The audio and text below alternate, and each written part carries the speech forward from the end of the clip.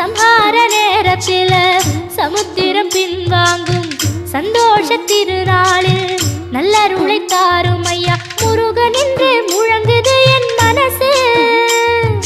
கடலை போல உன் கருணை பெருசு உப்பு காத்து ஊத காத்து சுத்தும் கடலு கரைய பார்த்து சத்தியமா கோயில் கொண்ட சுப்பையா எங்க குப்பத்துக்கு குலவிளக்கு நீ ஐயா திருச்செந்தூர் ஆண்டவனே வேல் முருகா தினம் உனக்கு நன்றி சொல்வோம் மால் மருகா திருவடியில் தவம் இருப்போம் திருமுருகா